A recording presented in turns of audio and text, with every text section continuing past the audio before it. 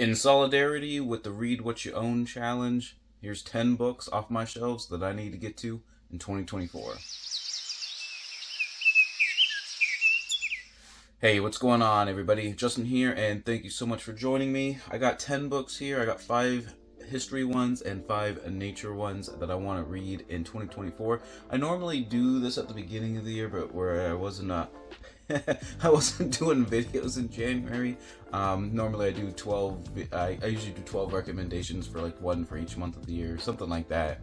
But yeah, we didn't actually get to that this year because, you know, I was kind of AWOL. But anyways, I've been seeing the Read What You Own challenge kind of going around where people are not buying books until they read like a certain number of books that they own. I kind of thought about joining the challenge, but I actually don't really have a problem with the buying books thing kind of going on, as you probably saw in my last book haul video if you saw that. If not, I'll put a link up there. I think I had only purchased like 10 myself, and I think I had like 3 or 4 gifts in like the past 6 months. So, you know, that's only 14 books in half a year. So I don't think I have too much of a problem with, you know, just collecting books without actually getting to them. But let's just go ahead and get started. I've been rambling on long enough. Let's start with the nature ones first. So first up, we got Rachel Carson's The Edge of the Sea. This is the 3rd book in her Sea trilogy. There's The Sea Around Us. Oh, what is the second one? No, Under the Sea Wind is the first one. The Sea Around Us is the second one. And The Edge of the Sea. I haven't read this one yet. She's probably obviously most famous for Silent Spring, which I have an older Folio Society edition here, right here. Silent Spring is very good. Highly recommend pretty much all of her works that I've read so far. But yeah, these ones are very kind of poetic-y. Is that I don't think that's a word, Justin.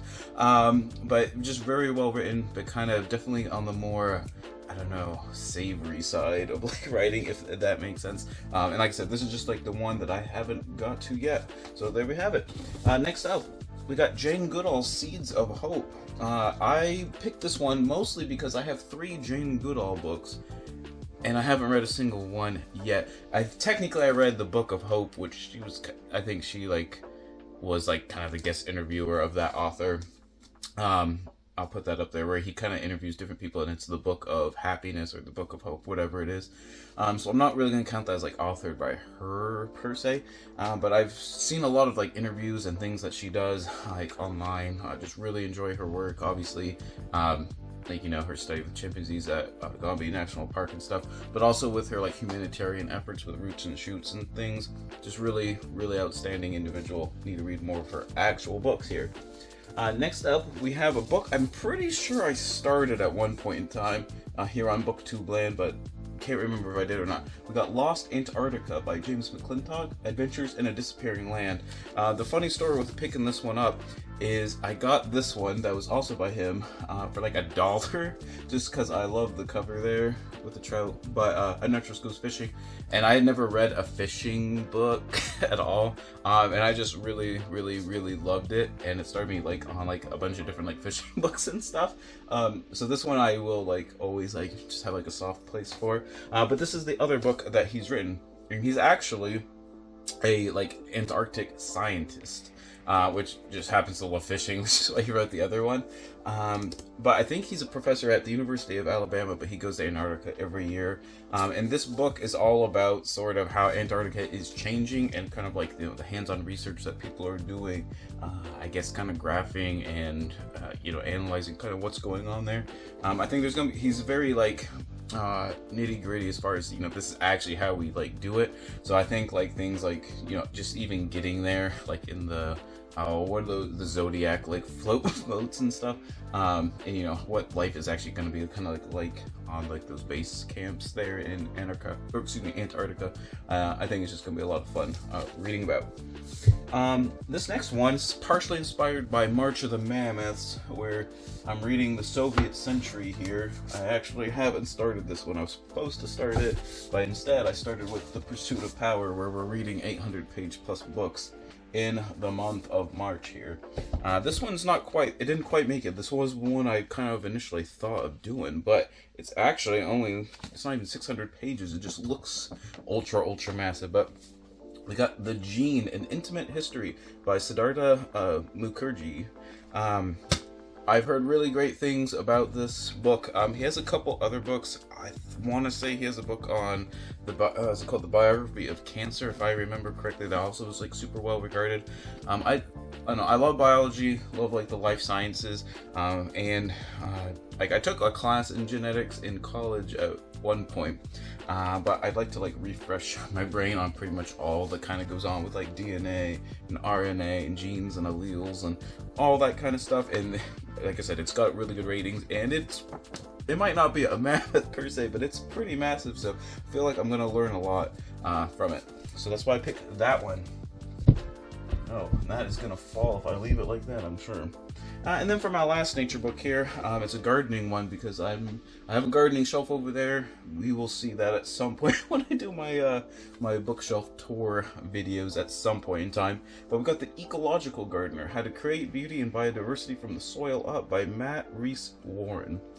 And this is a book all about kind of bringing, I guess, wildlife and kind of diversity, like invertebrates, like insects and things, I assume, as well as like birds and other like small mammals and stuff, like kind of by creating a good habitat on your kind of property, is what I'm guessing it's about.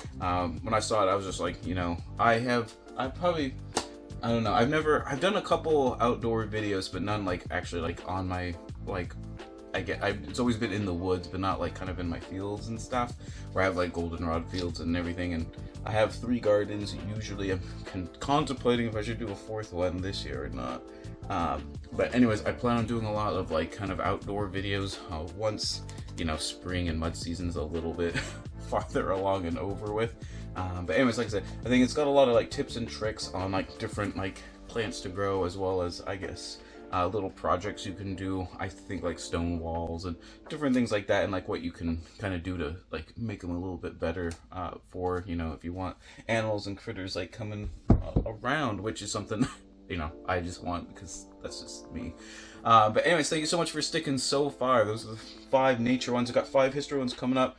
If you've made it this far into the video, consider taking a look at my Etsy shop and liking a few items and things like that, where I put up items like this, some different philosophy quotes, nature quotes, and things like that. You can like and subscribe to the channel too. Give it a dislike if you think my recommendations or the books I'm picking suck. But let's just go on to my history books here. So we're gonna do these ones vaguely in chronological order of like the time periods that they are discussing. So we've got Everyday Life in Ancient Mesopotamia by Jean Botero. I think he's a French author. This was recommended to me by a comment a couple years ago, and I still haven't gotten around to it. But I haven't read hardly any Near Eastern stuff. I don't think I've read any Near Eastern stuff now that I think about it so far this year. Last year, actually, I read quite a few on like Persia and Assyria and a few others, I think, if I remember. But anyways, this year I've been having a dearth of it, so we're going to be, I will be reading this one. I love social histories, and you know, Ancient Near East really is like a really fascinating topic, especially with like all the archaeological stuff. So hopefully a lot of that is incorporated in the book as well. Next up, we have another Folio Society book, and it's The Kelts by Nora Chadwick here. And it's just one of the Folio Society titles, which you've probably seen actually I have a video of my favorite ones, so I might put that link up there too. I just love the cover on this one with the torque and the longsword, just super good. But it's just one of the ones I haven't read yet, and I don't really have a good reason why. It's part of like, it's not a real series, but there's a whole bunch of them kind of like in the same style here. Like here's like The Normans, for example, by I think Norman Douglas, or David Douglas. Yeah, The Normans by Norman Douglas. But it's just like, yeah, like I said, it's just one of the ones I haven't read. The Kelts, I think, are really cool. Like just learning about real Kelts, real Celts, like Latin and Hallstatt culture and stuff. I know, like sometimes when I'm like talking to people about Celts, they just kind of go straight to like kind of the more modern, like fairy kind of silly stuff. But anyways, the Celts, like in like the classical period, just are really cool. Learning about, you know, like the invasions of Brennus and stuff, sacking Rome, another one sacking Delphi, you know, the Galatians in Anatolia were essentially Celt. Anyways, really cool stuff. Definitely check it out. Next up, we got Circumference by Nicholas Nicastro, Eratosthenes and the Ancient Quest to Measure the Globe. And this is a well, I assume it's supposed to be a biography. I doubt there's enough information on Eratosthenes to like write a full biography per se. But for those who don't know who he was the head librarian at the Library of Alexandria for quite a while there. And also he calculated the circumference of planet Earth to, I think it was within like 3% accuracy. I think he was only like a couple hundred or maybe like 1,000 miles off, which is, you know, pretty good considering it was like 2,000 years ago. But yeah, like I said, kind of learning about how scientists back then in the ancient classical world kind of went about their business and like learning things and actually conducting research, and how the Library of Alexandria like really operated. I think will just be really cool to read about, and it's just one that I think I've said I would read, or I've added to TBRs in the past, and I just like haven't got to it for whatever reason. Alright, next up we got Barbarians to Angels, The Dark Ages Reconsidered by Peter S. Wells. I'm not gonna lie, I don't know anything about this book. I was just like perusing like some of my shelves here when I was putting together this video, and I got to thinking I haven't read a lot of stuff on the like late antiquity period, kind of like the era like now like 300 to like 700 CE, somewhere in that ballpark. I haven't read one in a while. I don't even remember picking this book up. I think this was pre-booktube era, so it's been quite a while. But I love learning about like the antiquity. You have all the different like barbarian tribes and stuff kind of going on, and each of their kind of processes into forming a kingdom or kind of their own, I guess, polity, and converting to different sects of Christianity and all that kind of stuff. I just find like their stories are just really cool and interesting to learn about. So I figured I'll pick that one up as one of the ones I want to read this year. And then lastly, we have a modernish. I love how I had 4 books and they're all based ancient world to like early medieval right there, and then we're just jumping all the way to World War One here. I used to read a lot more on World War One, and I don't really know why I stopped. It's pretty much the only era modernish history that I read about.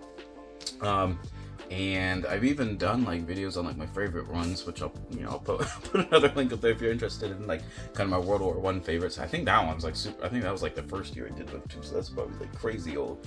But anyways, I need to start reading more about it just because I got like 10 books there that I haven't read yet on it that I was building up a library for. We got Hellfire Boys by Theo Emery, and I remember I think I was in a used bookstore, and when I saw it, I didn't know anything. I hadn't heard of it, but it's all about kind of like kind of the chemical department of the military in World War One. That's kind of that's the big war where poison gas was like used for the first time, and both sides were kind of just like upping the ante like tons and tons and tons. And that was sort of like a new kind of dimension to warfare at that point in time. And this is all about like kind of the American, I guess, department that dealt with that. So I don't know anything about that aspect of it. To be honest, I can't think of any specific facts I've read in any of my other World War One books that was dealing with like American chemical warfare in particular. And this is a pretty hefty book as well. I think it's in the 450 page range. So, like I said, I feel like I'm going to learn a ton, and it's just going to kind of fill a gap in my knowledge base there on World War One. So there you have it. Those are 10 books off my shelves that I plan on reading in 2024. Let me know what you're planning on reading, that you're just determined to get to, no matter what it takes, throughout the rest of the year. Like I said, I'm always on the lookout for good recommendations and whatnot. But whatever you end up reading, whether it's on your shelf or not, read victoriously.